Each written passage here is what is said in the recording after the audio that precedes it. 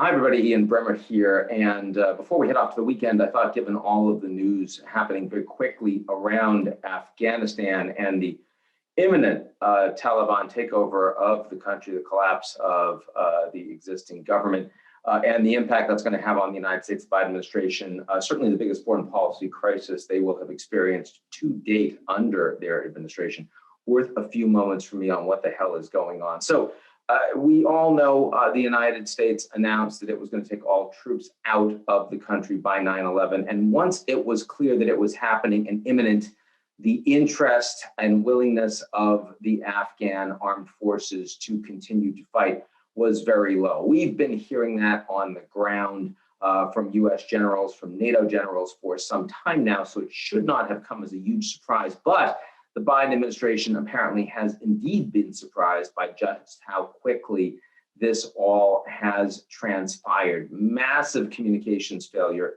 from my perspective, as a consequence of that.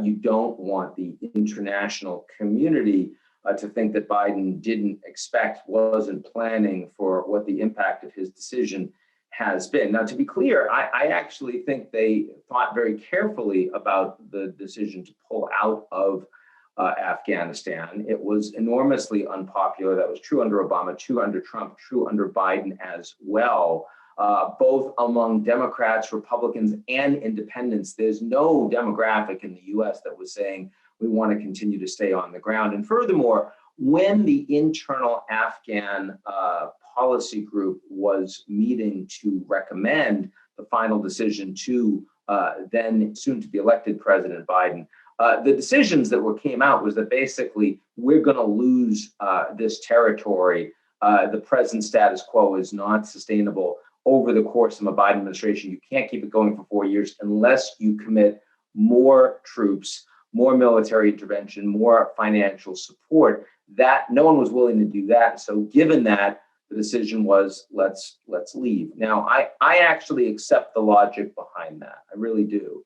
But I think some big mistakes were made. Big mistake number one, if you've made that decision and you've been fighting with your allies across NATO for 20 years, you should be making the decision together with your allies. If there's a good chance something's going to go wrong, why would you want to own that all by yourself? Why wouldn't you go to the Canadians, the Brits, the Europeans and say, look, here's what we assessed. This is why we think we should leave. Do you agree? In all likelihood, they do agree. And then everyone makes the announcement to leave together. It's not just the Americans. It's not just President Biden. And if they don't agree, then we can talk about whether there's a compromise, whether there's burden sharing. Furthermore, you also have the issue of the Chinese. The Chinese government actively does not want the Americans to leave Afghanistan because they're being left holding the bag, specifically with a base for militants that are strongly opposed to the way China's been treating the Uyghurs, potential support for secessionist movement, East Turkestan, Xinjiang region of China. This is not something they want to deal with. The Americans should have been asking Beijing, look, we don't want to keep our troops there. Our NATO allies don't want to keep their troops there. But if you were to send peacekeepers, maybe we'd continue to provide humanitarian aid. Maybe we'd support intelligence. Maybe we'd do some drone strikes or whatnot. And if you ask, together with the Europeans, and the Chinese say no, they're partially culpable, responsible for the fact that they're not willing to do anything. They're just as bad as the Americans in that regard after they're cutting and running, as it were, right? Not responsible. We're here, the Chinese government had no part of it. It's all the United States. It's all Biden. It's all his loss. They can point and they can say, look, one more way that the Americans have failed on the international system.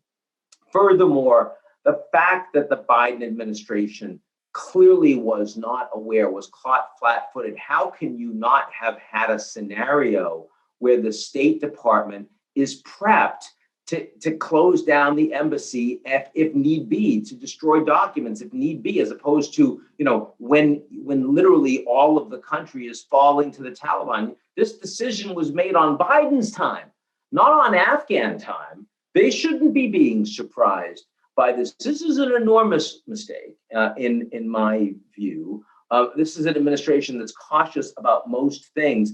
The comms has been horrible. The idea, Jen Psaki coming out the other day, the White House spokesperson, and saying, well, the Taliban needs to think hard about the role they want to play in the international community. I mean, maybe that sounded good in her head when she thought it, but it didn't out loud. There is no role for the Taliban in the international community, and everyone knows that. This is defensive because they weren't ready, and there was no reason for that. So I want to be clear. To the extent that Biden has a foreign policy doctrine, that doctrine is a foreign policy for the middle class. It's been articulated reasonably well by people like National Security Advisor Jake Sullivan, by people like Brian Deese, who runs the National Economic Council. I get it. And I mean, maintaining a presence in Afghanistan and spending billions and billions of dollars there is antithetical to any doctrine of a foreign policy for the middle class in the United States. Like, I get that that is not where Biden wanted to be, but you can articulate a smart policy and not be able to execute on it. And here, I think the execution failure across the board, militarily, diplomatically, internationally, as well as comms at home, really give these guys negative marks. The worst thing they've mishandled so far since they've taken the presidency. Hope they can do some fast damage control. And that's even before we start talking about just what a disaster on the ground this is about to be for the people of Afghanistan. Anyway, that's it for me. I hope everyone's good. Have a great weekend. I'll talk to you all real soon.